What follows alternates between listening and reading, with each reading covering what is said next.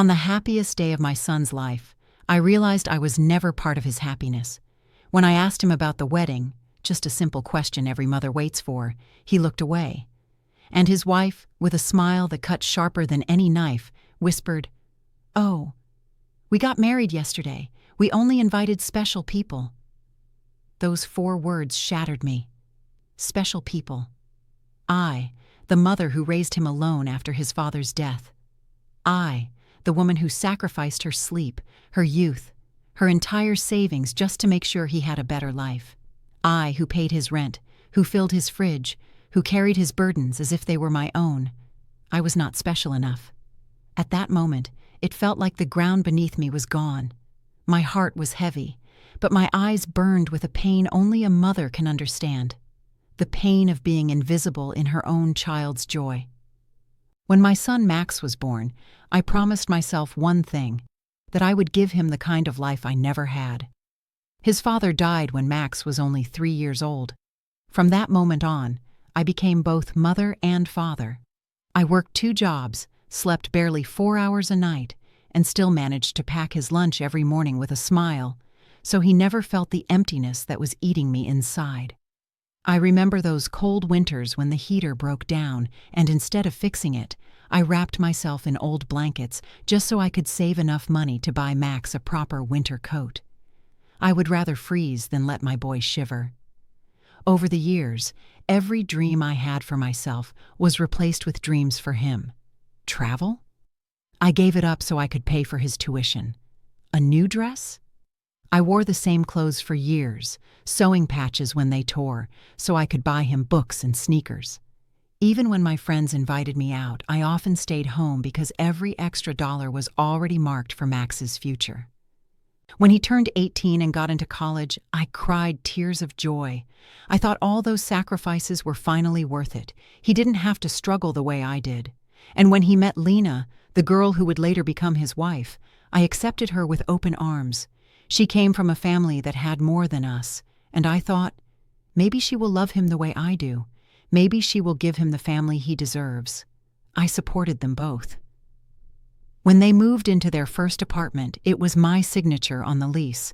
I paid $500 every month for 3 years so they wouldn't worry about rent. When they couldn't afford furniture, I filled their living room with a sofa, a dining table, even curtains, because I wanted them to feel at home. Every time their fridge was empty, I filled it. Every time an emergency came up, I was the first person they called, and the only one who ever answered. In total, I must have spent more than $20,000 on them in just 3 years. Money I had saved from my husband's inheritance, from my retirement account. Money I thought was building not just their life, but our family bond. But it wasn't only money. It was my time, my presence, my endless patience. When Lena got sick, I was the one sitting by her bed, cooking soup, paying for her medicine. When Max felt stressed at work, I listened for hours, reassuring him that everything would be fine. I gave and gave, not because I expected anything in return, but because I thought that's what love was supposed to be. I dreamed of their wedding day as if it were my own. I picked out a pale pink dress, carefully folded in my closet, with new shoes I had saved up for. I imagined standing proudly beside my son, smiling in photographs, finally feeling like all those lonely nights and sacrifices had a purpose. I even set aside $1,000 as their wedding gift, wanting to see their faces light up when I surprised them.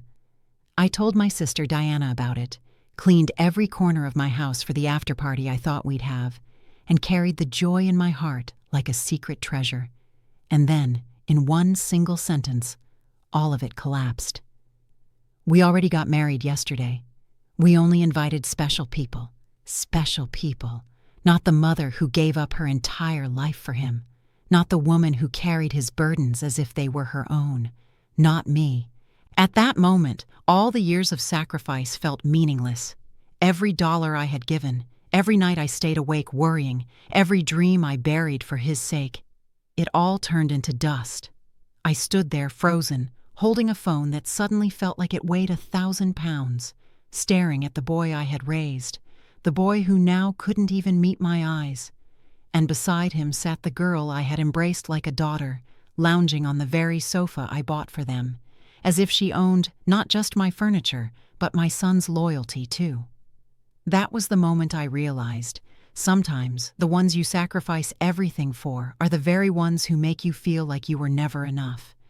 But before I continue, I want to pause and speak directly to you. This channel is not just stories. It's a family, and you are my family. Every time you watch, comment, or subscribe, you give me the courage to share more of these raw, honest emotions. We are not strangers. We are in this together. So please join our family, hit subscribe, because tomorrow's story may be the one that makes you feel less alone. Every story here is made with you and for you. The words, "We already got married yesterday. We only invited special people," echoed in my head like a cruel joke I wasn't allowed to laugh at. For a moment, I thought maybe I had misheard her. Maybe it was just a misunderstanding. Maybe Lena was teasing me in that cold way she sometimes did. But then I looked into her eyes. They weren't teasing. They were mocking. A smile stretched across her face, polished and sharp, as if cutting me open gave her some sort of victory. My son Max wouldn't even look at me. He stared at the floor, his hands fidgeting with the phone I had bought for him last Christmas. My son, my only son, couldn't find the courage to meet my eyes because he knew what this meant. He knew what they had done. I stood there frozen, the phone still pressed to my ear, though the call was already over, though the line was silent. My chest felt hollow, as if every sacrifice, every dollar, every sleepless night had been ripped out of me and thrown into the trash. I thought of the pale pink dress waiting in my closet. I thought of the shoes I had polished twice, imagining how they'd shine in the photographs. I thought of the $1,000 I had set aside as a gift, money I had denied myself so that they could start their new life with joy. All of it, useless now, meaningless. I wasn't part of their joy. Instead, I was an outsider. That night, I opened my social media, and my heart broke all over again. There they were, my son, my daughter-in-law, her family, all smiling, all celebrating. Champagne glasses raised high, her father's arm around Max, as if he were the parent who had raised him, not me. Her mother kissing Lena's cheek, standing proudly where I should have been. And the worst of it? I recognized the dress Lena wore, the white gown she had purchased with the $800 I had given her just weeks before when she said she needed it for personal expenses. That was my money she wore down the aisle. I scrolled through picture after picture, my hands trembling, tears falling onto the phone screen. Her siblings laughing, dancing, her parents cutting the cake, and Max, my Max, smiling in every photo, not once looking as if something was missing. I wanted to scream. I wanted to tear those pictures apart, but all I could do was whisper to myself, I thought love was enough. I was wrong. For 3 years, I had believed that money and sacrifice would buy me a place in their lives, that if I gave enough, loved enough, supported enough, they would see me, they would need me, they would cherish me. But in that moment, staring at pictures I was never meant to see, I realized the truth. I had been nothing more than a bank account with feelings. A week later, Lena called me again. Her voice was different now, not mocking, not triumphant, but trembling. "The rent is overdue," she said. "The landlord is threatening to kick us out. You forgot to make the transfer." Forgot? As if it were my responsibility, as if it were a monthly bill written in stone. She spoke as though my duty was to pay, no matter how they treated me. I let the silence stretch before I answered, my heart pounding in my chest. And then, with a calmness that surprised even me, I said, "Didn't I warn you? I only help special people." The silence on the other end was deafening. I could almost hear her heart stop, almost hear the panic rising in her chest. "Renate, I don't understand," she stammered. "We were always special to you. You're like a second mom to me." But her words were empty now. I had heard that sugary tone too many times, every time she wanted money, Every time she wanted something she couldn't afford on her own. Lies, all lies, wrapped in silk. As I ended the call, my hands were shaking, but not from fear, not from sadness. For the first time in years, they shook from strength.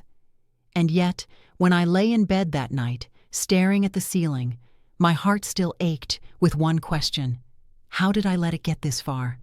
I had given up my dreams, my comforts, my very self for the sake of a son who now treated me like a stranger. I had mistaken silence for love, money for respect, sacrifice for belonging. To them, I was not a mother, I was an ATM. And if this happened to you, if your child, your own blood, excluded you from the most important day of their life, what would you do?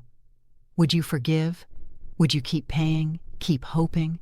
Or would you, like me, finally find the courage to say, enough? The week after I refused to pay their rent, my phone became a battlefield. Max called 5 times in one day. Each time, his tone was the same. Tired, rehearsed, almost like he had practiced the words in front of a mirror. Mom, you're overreacting. The wedding was just intimate. You know how Lena gets nervous around big crowds.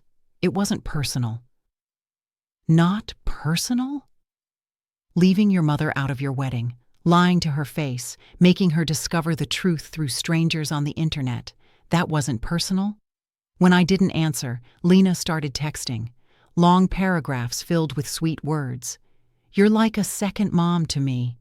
I don't know what went wrong between us. We just need your support like always. But mixed with the sugar was poison. Screenshots of bills, threatening messages about eviction, even a photo of an empty fridge with the caption, "We're starving, Renate, please." I stared at that photo for a long time, not because I believed it, but because I remembered all the times I had filled that same fridge myself, carrying heavy bags of groceries alone, while they laughed in the living room, never once offering to help. Their manipulation was as predictable as the sunrise. First, guilt. Then, flattery. And finally, anger. When neither calls nor texts worked, they moved to social media. Lena posted cryptic updates. It's sad when those who claim to love you abandon you in your time of need. Friends commented with sympathy, sending heart emojis and prayers. None of them knew the truth, that for years I had kept these 2 adults afloat while drowning myself. And Max. He shared a photo of himself at the hospital, a bandage on his hand. The caption read, "Tough times, but thank God for family who never lets you down." Family. The irony burned me from the inside out. Who was that family? Certainly not me. The woman who paid for every medicine, every emergency, every whim, suddenly erased as if I had never existed. For days I wrestled with myself. Part of me wanted to stay silent, to protect what little dignity I had left. Another part wanted to scream, to comment under every post, to reveal the truth. Your rent? I paid it. Your furniture? I bought it. Your so-called independence? It was built on my back. But I said nothing. Silence became my shield. Silence, and the quiet decision that I would not pay another cent. Of course, silence only enraged them more. One night, close to midnight, I heard the doorbell ring. My heart skipped a beat. I peered through the curtains, and there they were, Max and Lena standing on my porch, their faces tense, their bodies restless. I didn't open the door. The ringing turned into pounding. Max's voice rose. "Mom, this is ridiculous. You can't just ignore us. We're your family. Open the door." Behind him, Lena's voice sharpened like glass. "We know you're inside. Stop acting like a child. We need to talk about the bills, about the car, about the credit card you co-signed. You can't just abandon us like this." Her words stabbed me, not because of their truth. There was no truth left between us, but because I realized something terrifying. They didn't see me as a mother anymore. They saw me as an obligation, a resource, a bank account that had suddenly gone offline. I stood still, my back pressed against the wall, barely breathing, while their shadows loomed behind the glass. After several minutes, the pounding stopped. Tires screeched as their car drove away. That night, I couldn't sleep. I lay in bed replaying every sound, every word, every threat. And for the first time, I wasn't just hurt. I was afraid of what they might do next. The following days confirmed my fears. Letters arrived in my mailbox, legal-looking papers with words like financial responsibility and obligations. I later discovered they had consulted a lawyer, trying to pressure me into signing documents that would give them control over my accounts. I laughed bitterly the first time I read those words. After everything, they still believed I would surrender. But deep down, the laughter was hollow. Because I knew, if they were willing to involve lawyers, this was no longer just family conflict. This was war. The calls, the messages, the visits, they didn't stop.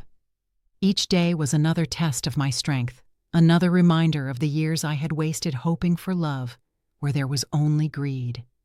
I wanted to believe Max would come to his senses, that somewhere beneath Lena's influence, my son still loved me. That maybe one day he would look at me and see not an ATM, not a wallet, but his mother. But with every knock on my door, every lie on social media, every demand for money, that hope grew smaller. And then something happened that changed everything. For days, I carried the weight of silence on my shoulders. I cooked, cleaned, and moved through my house like a ghost, pretending life was normal. But inside, I was screaming. Every time my phone lit up with another demand, every time I saw a new post painting me as the villain, something inside me hardened. And then came the call that broke me, but also set me free. It was a Tuesday morning. I was sipping black coffee, staring at the bills I hadn't had the energy to open, when the phone rang again. I almost let it go to voicemail, but something made me answer. "Renate." Lena's voice cracked on the other end, dripping with fake sweetness. "The landlord is furious. We need $200 immediately, or we'll be thrown out on the street. You can't let that happen. You're like a second mom to me." A second mom. I closed my eyes, my grip on the mug tightening. For years I had swallowed those words like honey, believing them, but now they tasted like poison. "Lena," I said quietly, almost whispering. "Yes?" she rushed, thinking I was about to agree. "You were wrong," I told her, my voice steady. "I don't help second children. I don't help pretend family. I only help real family." Silence. On the other end, I heard nothing. No breath, no excuse, no quick lie. Just silence so heavy it rang louder than her words ever had. "Renate," she finally stammered. What do you mean?" I felt something rise in me, something I hadn't felt in years. Strength. I stood from my chair, my heart pounding but steady. "What I mean," I said firmly, "is that I'm done. Done being your bank, your emergency fund, your safety net. Real family doesn't treat me like a burden. Real family doesn't shut me out of their happiest day. Real family doesn't mock me with special people. So from today, I only help real family, and you two don't qualify." Her breath caught. "Renate, that's not fair." "Fair?" I interrupted, my voice sharper than I'd ever heard it. "Do you want to talk about fair? Fair would have been an invitation to my son's wedding. Fair would have been gratitude for $33,000 I drained from my retirement to keep you comfortable. Fair would have been respect, but you chose greed over love. And now I choose myself." I hung up before she could reply. For a long moment, I just stood there in my kitchen, my hand trembling slightly. But unlike before, the trembling wasn't from weakness. It was from release. Years of swallowed words had finally poured out, and I was lighter for it. I walked to the mirror in the hallway, the same one where I had once admired myself in that pale pink dress I never got to wear. Now I saw someone else staring back at me. Wrinkles still lined my face, yes, but behind them burned a fire I thought was long gone. I wasn't just a mother anymore. I was a woman who had finally drawn a line. That day, I opened my checkbook, not to write another transfer, but to cancel the automatic payments that had been draining me for years. I called the bank and blocked their access to my accounts. I spoke to the landlord myself, explaining that I would no longer be responsible for their rent. With every action, I felt stronger, taller, more alive. For the first time in decades, my money was mine. My choices were mine. My life was mine. When Max called that evening, his voice low and strained, I didn't tremble. "Mom," he said, "Lena told me what you said. You can't just cut us off like this. We're your family." "No," I replied firmly. "Family is love, not obligation. And until you understand that, you're just another voice asking for money. And I'm done listening." He was silent. And for once, I didn't rush to fill the silence. That night, I went to bed without the usual heaviness pressing against my chest. I wasn't free yet. I knew that. There would be more fights, more manipulation, more battles to come. But for the first time in years, I felt something I had almost forgotten how to feel: hope. And I had no idea then, but that hope was about to be tested in ways I could never have imagined. Because my stand, my refusal to give them another cent, wasn't the end of this story. It was only the beginning. And that's when the real war began. When I thought the worst had passed and I could at least breathe, they changed the rules. Their silence turned into strategy. Their strategy turned into an organized campaign against me. It started small, a text here, a passive-aggressive post there. But within days, it became surgical. Max hired a lawyer, not a kind neighbor who would talk sense into his son, but a sharp-suited man who smelled of perfume and confidence. He arrived with a folder so thick it looked like a weapon. "We're only trying to help," he smiled when I answered the door. "We want what's best for the family." The smile slipped easily over the teeth of a professional who knows how to reframe greed as concern. Then the papers came, letters stamped with legalese, notice of concern, request for wellness check, recommendation for temporary conservatorship. Each envelope was designed to look official enough that anyone who glanced at my mailbox would think something was wrong with me. They had found people willing to put signatures under claims that my behavior was worryingly erratic. It wasn't just paperwork. They recruited witnesses. A neighbor who had always kept to himself suddenly remembered loud, troubling incidents. A pharmacist produced a dated note about irregular medication purchases. Photos were taken out of context and captioned with thinly veiled accusations. Someone even posted a blurry clip online of me raising my voice during an argument, edited so I looked irrational. The comments poured in like rain. "Is she okay? So sad." Family issues. Their tactic was simple: manufacture concern, then use concern as a weapon to take control. But they underestimated another thing I had learned in these years of solitude: who my true friends were. As their campaign ramped up, I found allies in the most ordinary places. Mrs. Kamal from next door, who'd seen me plant marigolds in spring and borrow sugar in winter, marched over one morning with a pile of my old receipts. "Those kids of yours," she said, handing them to me. "You were always calling me to prove you weren't mad. Here, this will show them who you are." She and a few others began to document, quietly and steadfastly, dates I had visited the pharmacy, nights I had taken groceries to their flat, phone records showing transfers with my name on them, proof, slow and patient, that contradicted the quick stories Max and Lena were spreading. There were small, sweet justice moments, little victories that steadied my heart. The local shopkeeper who'd been asked to sign a form admitting I'd been difficult refused, and instead wrote a note about how I'd once paid a customer's bill when she couldn't afford it. The young pharmacist, confronted with the signed document he'd been coaxed into, admitted he'd misunderstood what he signed and retracted his statement. A family friend who'd seen Lena's manipulation finally posted a thread explaining the context behind the viral clip, and his account, trusted, respected, reached more people than the doctored video ever had. Those little moments felt like pebbles in my pocket. Not enough to knock the mountain down, but enough to keep me walking when my feet wanted to stop. Meanwhile, their moves grew bolder. A social worker arrived at my door under the guise of a wellness visit. She asked questions in a sing-song voice and took notes as if painting a portrait of a confused old woman. I welcomed her in, made her tea, and asked to call my lawyer.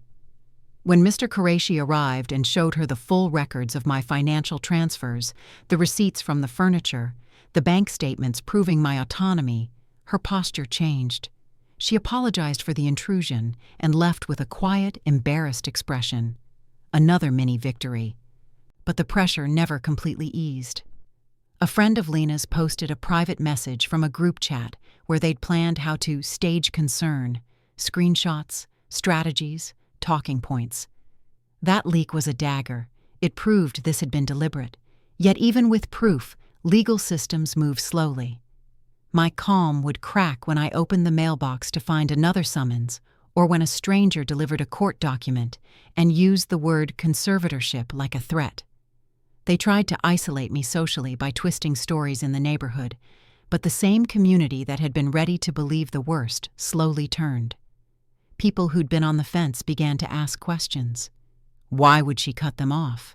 Did they ever try to stand on their own? Their curiosity opened the space for truth. Still, tension climbed. Their lawyer filed for an emergency hearing. That single phrase, emergency hearing, felt like a winter wind blowing through my living room. I met with my own attorney. We prepared counter-evidence, witnesses, character references. It was a new kind of work, not sewing patches and listening to a worried child, but assembling a legal shield. Between the documents, the whispers, the late-night edits of videos, and the staged concern, there were moments when I thought I might crumble. But each small justice, the pharmacist's recantation, the neighbor's receipts, the social worker leaving without action, stitched me back together. And then, in the thick of the storm, they served me something I hadn't expected. A formal petition filed in family court asking a judge to appoint a guardian to manage my affairs. I read the first page twice. The ink looked so calm, so procedural, as if it were merely a formality. But under that cool ink was a blade. This was no longer just manipulation. It was a legal attempt to take everything I had left. My hands trembled as I signed the receipt for the papers. Outside, for a moment, the world seemed to hold its breath. Inside me, something else hardened. Not fear, but a fierce resolve. They had escalated the war. Now there would be no turning back. The courtroom smelled faintly of old wood and tension. Rows of benches creaked as people shuffled, whispering in low voices. Some faces I recognized, neighbors, distant relatives, even the pharmacist who had once been coaxed into signing that false statement. Others were strangers, drawn in by the spectacle of family tearing itself apart. Max sat at the table to my left, his jaw set, eyes dark with something I couldn't read. Beside him, Lena whispered furiously, her manicured nails tapping against the glossy folder of evidence their lawyer had prepared. They didn't look like children defending themselves. They looked like predators circling a kill. The judge entered, and silence fell like a heavy curtain. Papers shuffled, microphones clicked, and the hearing began. Their lawyer spoke first, his voice slick with practiced concern. "Your Honor, this case is not about greed. It is about responsibility. My clients are deeply worried about Mrs. Renati's well-being. Her behavior has become erratic, her decisions financially irresponsible. For her own safety and for the stability of the family, they are requesting conservatorship over her finances and affairs." I listened, my hands folded neatly in my lap. Each lie rolled off his tongue like honey masking poison. Erratic, unstable, unsafe. Words chosen to erase a lifetime of sacrifice with a single stroke. When he finished, my lawyer rose and calmly presented the receipts, the transfers, the statements, the neighbors' testimonies. Each document a stone in the wall of truth. Each witness a nail sealing the coffin of their lies. Then, it was my turn. The judge looked at me, her expression steady but curious. "Mrs. Renate, you may speak." I rose slowly, my knees stiff, my heart pounding like a drum. I walked to the center of the room, and for a moment, all I saw was Max. my son. The boy I had once held against my chest, who had cried when he skinned his knee, who had whispered, "I love you, Mommy," before bedtime. Now sitting beside the woman who had twisted his loyalty into a weapon against me. I took a deep breath. "Your Honor," I began, my voice trembling only slightly, "I am not here today because I am unstable. I am here because I have been too stable, too steady, too reliable. For years I gave everything I had to my son, my money, my time, my very life. I worked 2 jobs so he could eat. I froze in winters so he could stay warm. I gave up dreams so he could have his. And when he met his wife, I embraced her too. I opened my arms, my home, my wallet, because I believed love was enough." I paused, letting the words settle in the silence. But love was not enough, not for them. Because when it came time for the most important day of his life, I was not invited, not even told. I found out through photographs posted for the world to see, photographs of my son, my only son, smiling as though I did not exist. A murmur spread through the benches. I heard someone sniffle. And yet, even after that betrayal, I still supported them, until I realized that I was no longer a mother in their eyes. I was a bank account, an ATM with a pulse.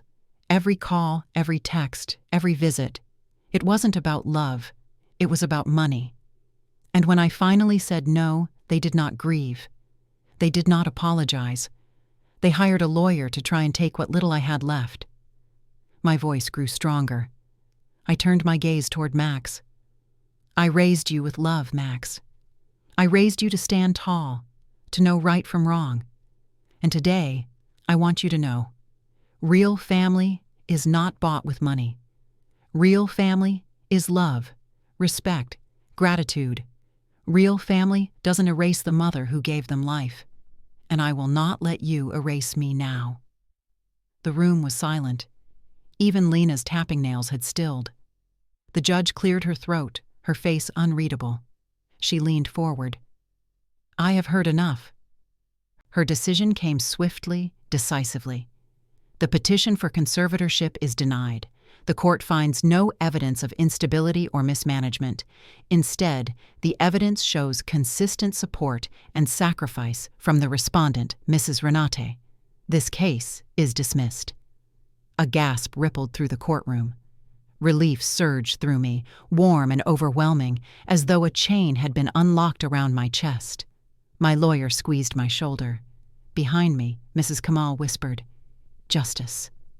Max's face was pale, his jaw slack. For a brief moment, our eyes met. I searched for remorse, for recognition, for even a flicker of the boy I once knew. But all I saw was anger and shame battling inside him. He looked away first. As I gathered my things, the judge's final words echoed in my ears. Case dismissed. For years I had felt invisible. Today, for the first time, I felt seen, not just as a mother, not just as a victim, but as a woman who had stood up against betrayal and said, "Enough."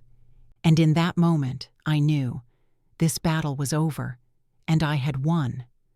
When I walked out of that courtroom, it felt as if the air itself was lighter. The sky seemed wider, bluer, almost as though it had been waiting for me to finally lift my head. For the first time in years, I wasn't walking home as someone's burden or someone's wallet. I was walking home as myself. In the days that followed, I began to reclaim pieces of a life I had forgotten. The pink dress, the one I had once dreamed of wearing to my son's wedding, no longer represented rejection. I wore it on a quiet Sunday afternoon, just for myself, paired with the polished shoes that had gathered dust. I poured a glass of wine, put on music, and twirled slowly in my living room. Alone, yes, but not lonely. For the first time, the mirror reflected not a discarded mother, but a woman learning to love herself again. I planted marigolds with Mrs. Kamal that spring. We dug side by side in the soil, our hands dirty, our laughter free. "You deserve flowers that bloom for you," she told me, and I realized she was right.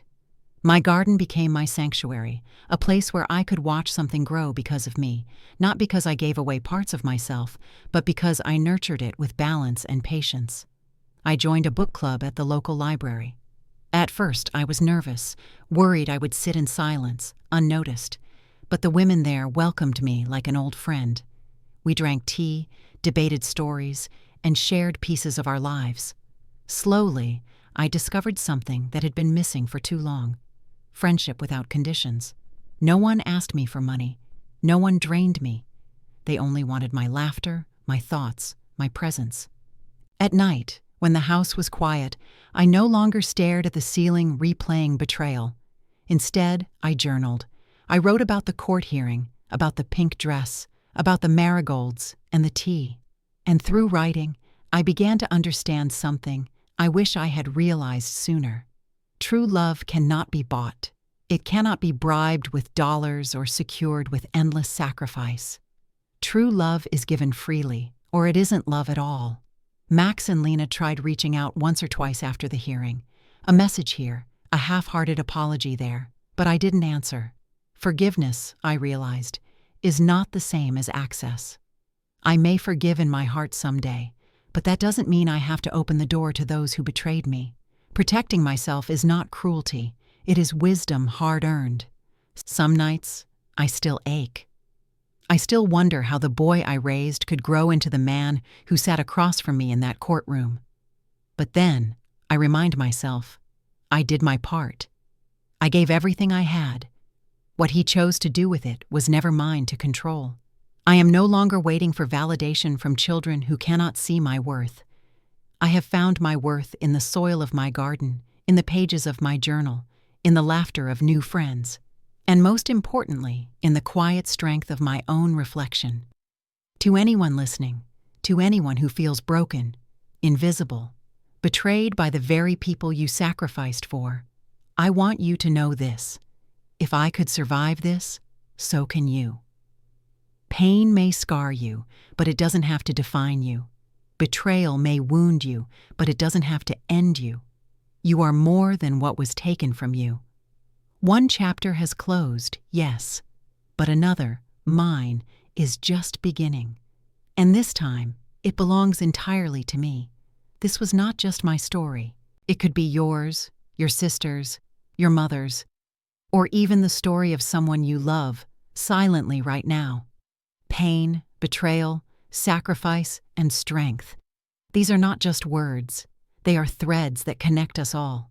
When I sit here and share my heart with you, it feels like I'm not alone anymore. It feels like you are in my living room, listening, nodding, maybe even crying with me. And when you leave a comment, it's as if we are sitting together at the same table, holding each other up through the storms of life. This channel is more than just stories. It is family, and you are part of that family.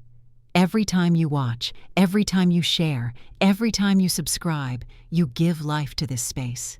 You give me courage to keep telling these truths that so many people are afraid to speak.